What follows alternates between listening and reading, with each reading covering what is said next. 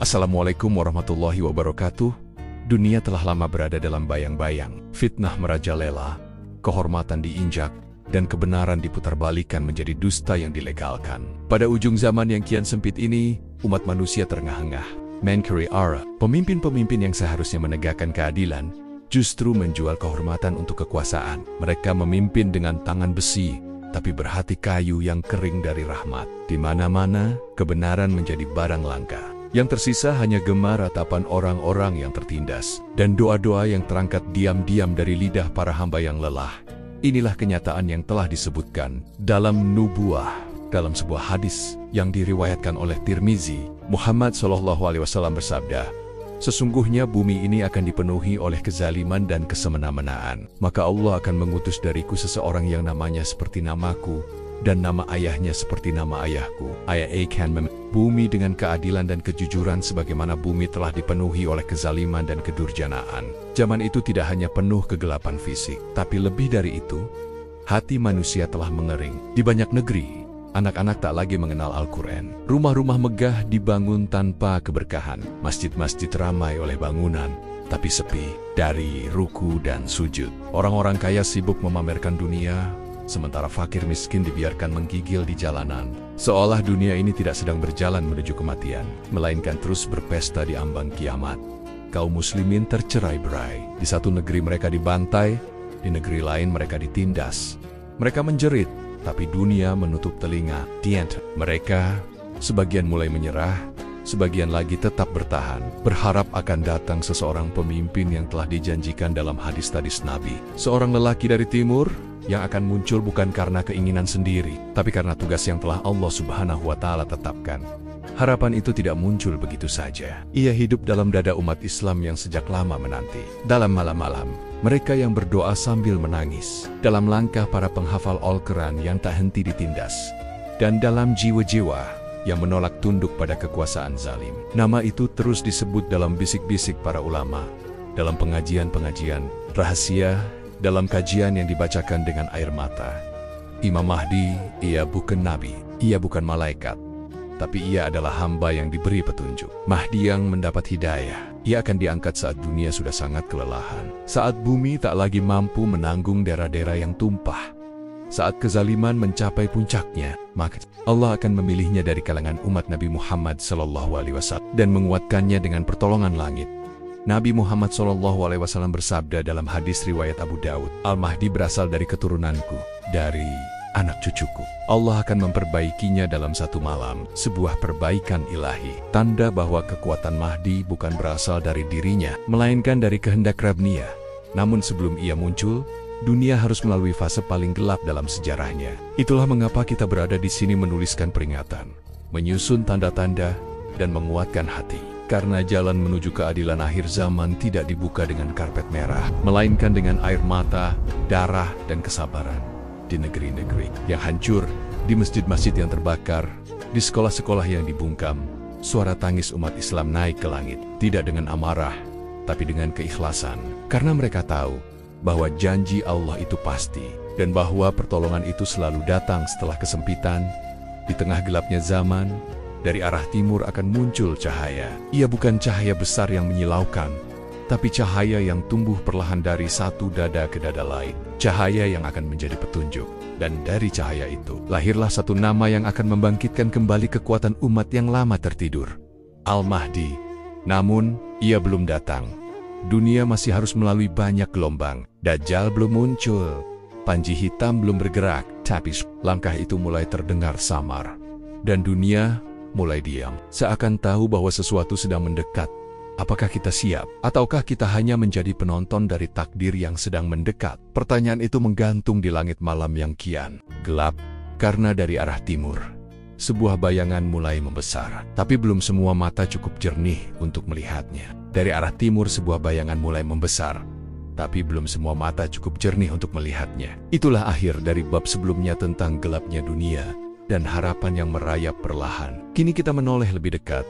Bukan lagi pada suasana, tapi pada sosok. Siapa dia yang dijanjikan itu? Siapa Al-Mahdi? Pemimpin yang dinanti sejak berabad-abad silam. Imam Mahdi bukan sekadar tokoh dalam kisah akhir zaman. Ia bukan rekaan. bukan dongeng penghibur hati. Ia adalah sosok yang disebut dengan jelas oleh Nabi Muhammad SAW dalam banyak hadis syahih. Ia bukan nabi, bukan rasul, tapi seorang pemimpin yang telah Allah Subhanahu wa Ta'ala pilih untuk satu tugas, menegakkan keadilan ketika bumi telah dipenuhi kezaliman. Dalam hadis riwayat Abu Daud dan Al-Hakim, Nabi Muhammad SAW bersabda, Al-Mahdi berasal dari umatku, dari keturunanku, namanya seperti namaku, dan nama ayahnya seperti nama ayahku. Ia akan memenuhi bumi dengan keadilan sebagaimana sebelumnya dipenuhi oleh kezaliman. Maka jelaslah bahwa Imam Mahdi adalah manusia biasa, seorang laki-laki dari kalangan umat ini. Bukan makhluk gaib atau keturunan bangsa jin, tapi manusia seperti kita yang namanya Muhammad bin Abdullah. Ia adalah keturunan langsung dari Nabi Muhammad SAW melalui jalur anak dan cucu-cucunya. Namun, bukan keturunan saja yang menjadikannya istimewa, melainkan bahwa Allah Subhanahu wa Ta'ala sendiri yang akan memperbaikinya, mempersiapkannya, dan mengangkatnya sebagai pemimpin di saat umat manusia benar-benar berada di ambang keputusasaan. Hadis lain menyebut, Allah akan memperbaikinya dalam satu malam. Kalimat ini mengguncangkan, karena itu berarti Imam Mahdi tidak tumbuh dengan menyadari bahwa ia adalah Mahdi. Ia tidak mengejar jabatan, ia tidak tahu takdirnya, hingga malam itu datang. Malam di mana Allah membalikkan hatinya, menyempurnakan ilmunya, dan mengangkatnya ke derajat yang ditentukan. Malam itu bukan biasa, tapi malam yang akan mengubah arah zaman.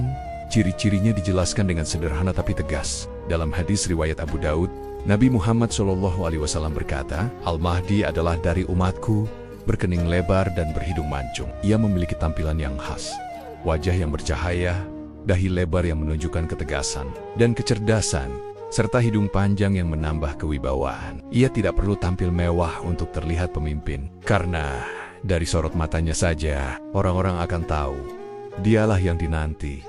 Kepemimpinan Imam Mahdi tidak panjang jika dibandingkan umur dunia, tapi cukup untuk mengubah peradaban. Hadis menyebut bahwa ia akan memimpin selama 7 hingga 9 tahun. Dalam waktu singkat itu, ia akan menebarkan keadilan ke seluruh penjuru bumi. Ia akan menyatukan umat Islam yang selama ini tercerai-berai. Dan dalam masa itu pula, bumi akan kembali makmur. Setelah sebelumnya porak-poranda oleh perang, fitnah, dan pengkhianatan.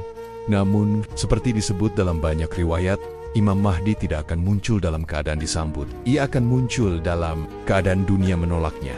Banyak yang tak percaya, banyak yang menganggapnya ancaman. Tapi tanda-tanda telah disebutkan. Ia akan dibayat diserahkan kepemimpinan di dekat Ka'bah, di antara rukun dan makom Ibrahim. Bukan karena kampanye, bukan karena pencitraan, tapi karena hati-hati orang beriman akan ditarik oleh cahaya yang tak bisa dijelaskan. Yang membuat sosok ini semakin agung, bukan hanya kedekatannya pada Nabi Muhammad SAW, tapi karena keberadaannya adalah jawaban atas doa panjang umat ini. Ia akan membawa panji kebenaran, bukan dengan kekuatan saja, tapi dengan petunjuk dari Allah. Sebab kata Mahdi sendiri bermakna yang mendapat hidayah. Maka siapapun yang mengikutinya dengan hati bersih, niscaya juga akan berada dalam petunjuk yang sama.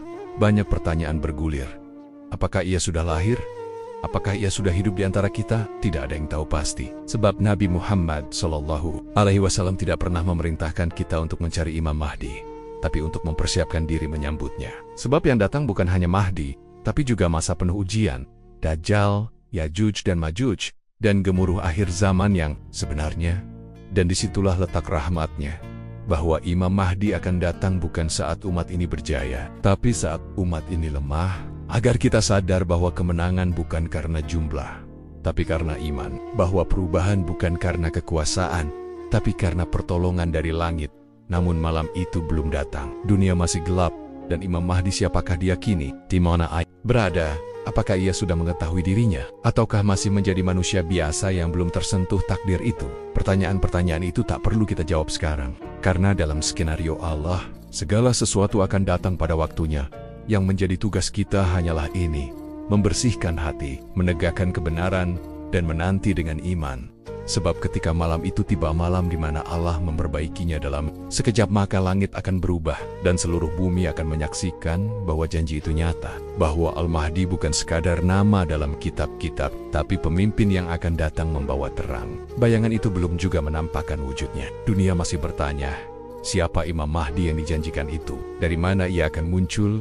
dan kapan Allah Subhanahu wa Ta'ala akan memperbaikinya dalam satu malam. Namun ada satu sinyal lain yang telah lama dikabarkan Nabi Muhammad SAW, sebuah tanda yang tak akan bisa dipungkiri oleh siapapun yang menyaksikannya. Tanda berupa gerakan besar dari arah timur, membawa bendera yang berbeda dari semua pasukan dunia. Panji hitam dari timur. Dari timur, tempat mentari menyemburatkan harapan. Pasukan itu bergerak tidak dalam kesombongan, tidak dalam hiruk-pikuk politik dunia, tapi dalam barisan yang rapat, tegap, dan penuh keyakinan. Panji mereka berwarna hitam bukan karena mereka mengusung kegelapan, tapi karena mereka datang untuk menggulung kegelapan itu. Dalam sebuah hadis, Nabi Muhammad SAW bersabda, akan datang dari arah Khurasan panji-panji hitam, maka tidak ada yang bisa menghalaunya hingga dipasangkan kepada Al-Mahdi. Hadis riwayat Ahmad dan Al-Hakim. Khurasan, nama ini tidak asing. Dalam sejarah Islam, wilayah ini meliputi bagian dari Iran Timur Laut, Afghanistan Barat, dan sebagian Asia Tengah. Sebuah kawasan yang dalam sejarahnya melahirkan banyak ulama, pejuang, dan perubahan besar. Dari sinilah pasukan itu disebut akan muncul bukan sekadar manusia biasa, tapi disebutkan dalam banyak tafsir dan riwayat sebagai orang-orang pilihan yang tidak mencari dunia, tapi ridha Allah Subhanahu wa Ta'ala. Mereka tidak membawa senjata tercanggih. Bukan pula pasukan berkendaraan lapis baja seperti zaman modern, tapi hati mereka lebih kuat dari baja, tekad mereka lebih tajam dari pedang. Mereka bukan tentara yang digerakkan oleh pemimpin dunia, melainkan oleh iman. Setiap langkah mereka dituntun oleh keyakinan bahwa tujuan mereka adalah satu: menegakkan keadilan yang telah lama hilang dan mengangkat Imam Mahdi sebagai pemimpin umat Islam sejati. Dalam riwayat yang diriwayatkan oleh Ibnu Majah, disebutkan bahwa Nabi Muhammad SAW bersabda, "Jika kalian melihat penji-penji hitam telah keluar dari Khurasan, maka datangilah ia, walau merangkak di atas salju, karena sesungguhnya di sana ada khalifah Allah, yaitu Al-Mahdi." Kalimat ini bukan ajakan biasa, ini perintah parental langsung dari Nabi kepada umatnya. Jika engkau melihat pasukan ini, maka bergabunglah, jangan menunggu, jangan ragu, karena yang mereka bawa bukan sekadar bendera, tapi jalan menuju kemuliaan akhir zaman. Panji hitam itu sendiri bukan simbol baru dalam sejarah Islam. Ketika revolusi Abbasiyah menggulingkan kekuasaan Umayyah, mereka menggunakan panji hitam sebagai simbol perjuangan atas kezaliman. Namun panji hitam akhir zaman ini bukanlah tentang kekuasaan duniawi. Ini tentang pemurnian. Ini tentang menegakkan kembali nilai-nilai Islam yang telah terkubur oleh syahwat dunia. Siapakah mereka sebenarnya? Sebagian ulama mengatakan bahwa pasukan ini bisa jadi berasal dari barisan kaum mukminin yang tersembunyi, yang telah lama mendidik diri mereka dalam kesabaran dan ketaatan. Mereka mungkin bukan tokoh terkenal, tidak banyak bicara, tapi ketika Allah Subhanahu wa Ta'ala memanggil, mereka bangkit. Ada pula yang mengatakan bahwa sebagian di antara mereka adalah malaikat yang turun dalam wujud manusia untuk menguatkan barisan. Satu hal yang pasti, mereka tidak menunggu pujian manusia. Mereka tidak tergiur jabatan atau ketenaran. Mereka dalam diam, tapi gemanya mengguncang bumi. Di setiap jejak langkah mereka, bumi akan merindukan keadilan yang mereka bawa. Dan di setiap sorot mata mereka, terpancar cinta kepada Rasulullah dan agama yang sedang mereka bela. Panji mereka akan terus bergerak hingga sampai ke Hijaz. Dan di sana mereka akan menyerahkan kepemimpinan kepada Imam Mahdi. Bukan dengan paksaan, tapi dengan pengakuan bahwa hanya dialah yang pantas. Maka di hadapan Ka'bah, mereka akan membayatnya. Bukan di panggung dunia, tapi di hadapan langit yang menjadi saksi. Namun sebelum mereka sampai ke sana, jalan mereka tidak mudah. Banyak musuh akan mencoba menghadang. Banyak fitnah akan ditebarkan untuk menyesatkan umat dari mengenali mereka. Akan ada media yang menyebut mereka ekstrem. Akan ada pemerintah yang menyebut mereka pemberontak. Tapi hati orang-orang beriman tidak tertipu. Karena iman mengenal kebenaran walau dalam kabut. Dan kita yang hidup di akhir zaman ini harus bertanya pada diri sendiri. Jika panji hitam itu melintas di depan kita, apa yang akan kita lakukan? Apakah kita ikut? Atau kita hanya menjadi penonton yang sibuk mencemooh? Perintah Nabi jelas, bergabunglah walau merangkak di atas salju. Itu artinya, siapapun yang enggan maka ia telah melewatkan kesempatan emas, yang mungkin hanya datang sekali dalam sejarah umat ini. Pasukan ini tidak membutuhkan banyak orang, tapi membutuhkan orang-orang yang kuat imannya, kuat dan kuat cintanya kepada Islam, karena jalan mereka panjang. Tidak semua bisa ikut sampai akhir, tapi mereka yang bertahan akan menjadi saksi perubahan dunia dari kezaliman menuju keadilan. Di akhir barisan mereka, ada Imam Mahdi yang menunggu. Dan di balik kepemimpinannya, akan datang masa-masa luar biasa dalam sejarah Islam. Tapi semua itu dimulai dari panji hitam yang muncul dari arah timur. Sebuah pertanda bahwa janji Allah telah dekat dan bumi sedang diguncang diam-diam oleh barisan yang tak terlihat oleh mata dunia kini. Satu pertanyaan masih menggantung. Apakah panji-panji itu telah mulai berkibar? Ataukah mereka sedang bergerak dalam diam dan dunia hanya tinggal menghitung? Waktu, langit belum menjawab, tapi tanah sudah mulai bergetar. Dan di kejauhan, suara langkah kaki mulai terdengar. Langkah kaki mereka mulai terdengar, membelah kabut dan waktu. Panji hitam telah dikibarkan dari arah timur, dan tanah-tanah kering mulai menggigil, menyambut kehadiran yang lama ditunggu. Namun satu pertanyaan belum terjawab. Kapan Imam Mahdi? Maka perhatian umat pun beralih kepada langit, kepada bumi, dan kepada tanda-tanda yang telah dikabarkan oleh Nabi Muhammad SAW. Tanda-tanda yang menjadi penanda bahwa dunia berada di ambang perubahan besar. Nabi Muhammad SAW bersabda, sesungguhnya di antara tanda-tanda dekatnya kiamat adalah banyaknya gempa bumi. Hadis riwayat Bukhari. Maka lihatlah kini gunung-gunung yang dulu kokoh mulai meletus tanpa aba-aba. Tanah longsor menyapu perkampungan, gempa bumi meretakkan kota, dan laut menelan daratan. Alam seperti menjerit, seakan muak melihat kezaliman manusia yang mengakar tanpa jeda. Dari arah timur muncul api, bukan sekadar api kebakaran biasa, tapi cahaya besar yang membelah langit malam. Dalam hadis sahih disebutkan, akan muncul api dari arah timur yang akan menerangi leher-leher unta di Bushra. Hadis riwayat Muslim. Banyak ulama menafsirkan api ini sebagai metafora bencana besar atau ledakan yang menandai pergolakan dunia menjelang kemunculan Imam Mahdi. Dan dalam cahaya merah yang mengoyak angkasa, sebagian manusia mulai terbangun dari tidur panjangnya. Namun keajaiban tidak berhenti di situ. Salah satu tanda terbesar yang membuat hati manusia terguncang adalah munculnya suara dari langit di bulan Ramadan. Suara ini bukan dari manusia, bukan pula dari makhluk bumi. Ia datang tiba-tiba, menggelegar dan membangunkan dunia dalam satu malam. Dalam sebuah riwayat, akan ada suara dari langit yang didengar oleh semua orang dalam bahasa masing-masing di malam pertengahan bulan Ramadan. Hadis riwayat Tabrani. Suara itu akan mengabarkan sesuatu yang tak bisa diingkari, bahwa Imam Mahdi telah dekat, dan mereka yang sebelumnya ragu akan mulai bertanya, apakah ini saatnya? Tapi dunia tak hanya dipenuhi tanda-tanda dari langit, di daratan, kerusakan moral semakin nyata. Nabi Muhammad SAW bersabda, akan datang kepada manusia tahan-tahan yang penuh dengan penipuan, di mana pendusta dibenarkan, orang jujur didustakan, pengkhianat dipercaya, dan orang amanah dianggap khianat. Hadis riwayat Ahmad. Maka lihatlah hari ini, yang fasik dielu-elukan, yang adil disingkirkan.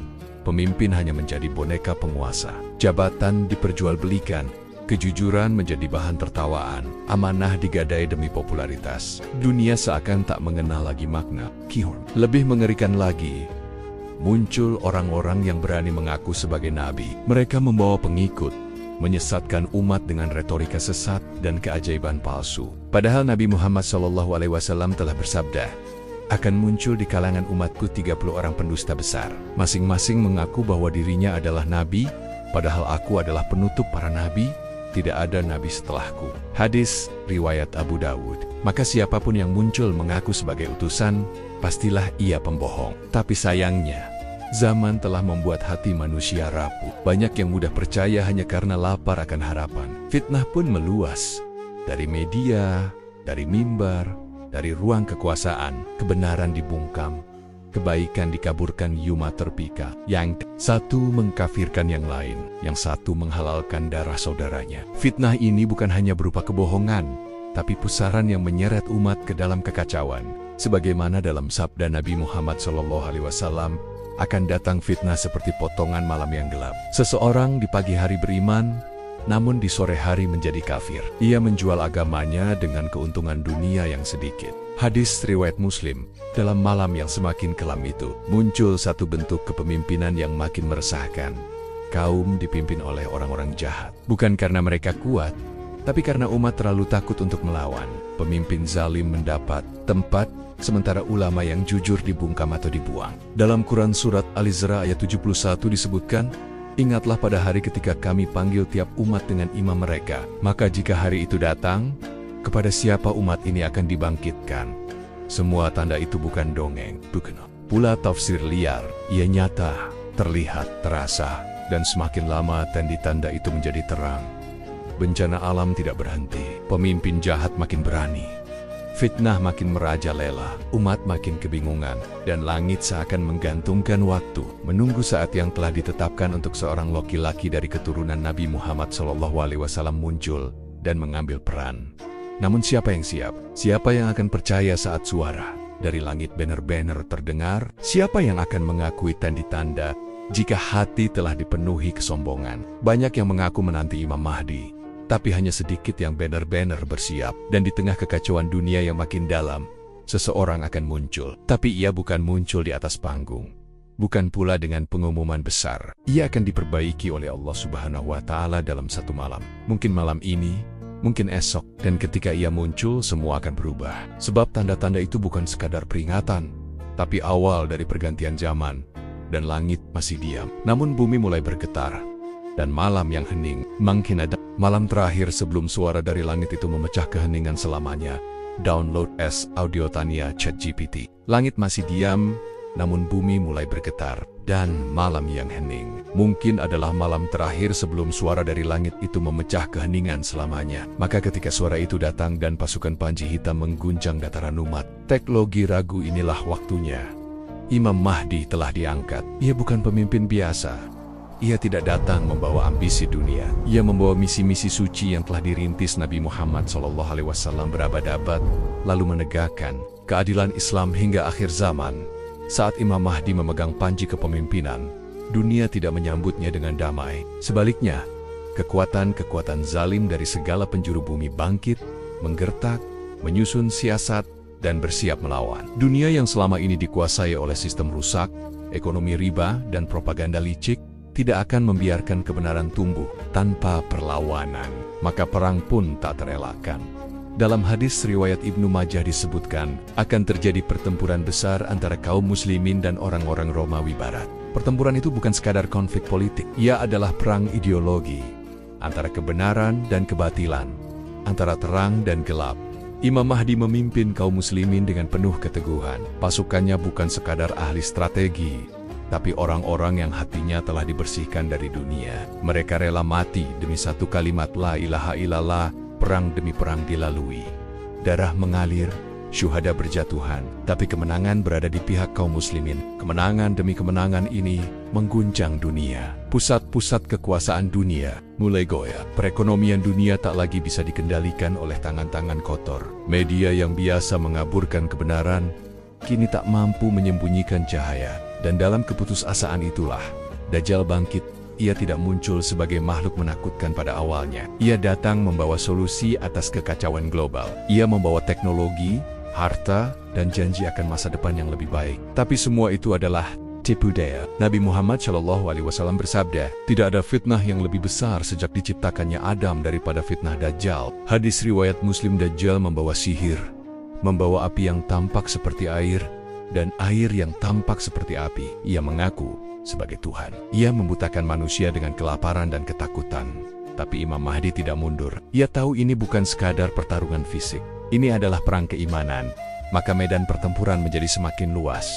Dari timur ke barat, dari gurun ke pegunungan. Setiap jengkal tanah menjadi saksi perjuangan umat terakhir. Dan Imam Mahdi tetap berada di barisan depan. Ia tidak hanya memberi perintah, tapi ikut mengangkat pedang. Ia menghidupkan kembali semangat jihad yang dulu diajarkan Nabi Muhammad SAW. Bukan jihad untuk menumpahkan darah, tapi jihad untuk membebaskan manusia dari penyembahan kepada sesama makhluk menuju penyembahan hanya kepada Allah Subhanahu wa Ta'ala.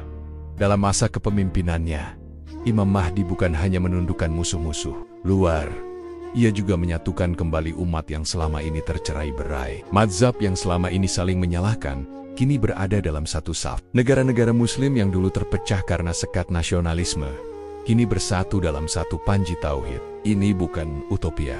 Ini adalah janji yang telah dikabarkan oleh Nabi Muhammad SAW dalam banyak hadis syahih. Dalam hadis riwayat Ahmad disebutkan, Al-Mahdi adalah dari keturunanku. Dia akan memenuhi bumi dengan keadilan dan kejujuran, sebagaimana sebelumnya dipenuhi oleh kezaliman dan ketidakadilan. Ia mengubah wajah dunia. hukum Allah ditegakkan. Sistem keadilan Islam menjadi terang. Tidak ada lagi yang bisa menjual hukum demi keuntungan. Tidak ada lagi kaum lemah yang dipaksa diam. Imam Mahdi tidak menginginkan takhta. Ia hanya menjalankan amanah. Dan dalam setiap langkahnya, umat menyaksikan kembali cahaya kenabian yang sempat pudar karena dosa manusia. Namun, pertempuran belum selesai. Dajjal belum dikalahkan. Ia masih berkeliaran, mencari celah, menghasut mereka yang lemah imannya. Maka umat pun menanti satu janji besar lain, yang telah disebutkan dalam hadis syahih, turunnya Nabi Isa alaihissalam. Tapi saat itu tiba, belum menjadi bab hari ini. Saat ini, dunia hanya memiliki satu pelita, dan pelita itu bernama Imam Mahdi. Ia tidak akan memimpin selamanya. Hadis menyebutkan bahwa ia hanya akan memimpin selama 7 hingga 9 tahun. Tapi, dalam waktu singkat itu, ia telah mengubah sejarah. Ia adalah simbol kebangkitan akhir umat Islam. Ia adalah bukti bahwa janji Allah Subhanahu wa Ta'ala selalu ditepati. Ia adalah puncak dari doa-doa umat yang telah lama terzalimi. Namun setiap kemenangan besar selalu diiringi ujian. Berikutnya akan datang dari arah yang tak disangka. Imam Mahdi akan berhadapan dengan tantangan paling menyesakkan, fitnah yang akan menguji bukan hanya kekuatan, tapi keteguhan hatinya sebagai pemimpin umat. Karena di balik kabut peperangan yang mulai mereda, bayangan kegelapan masih bersembunyi. Dan dunia belum selesai.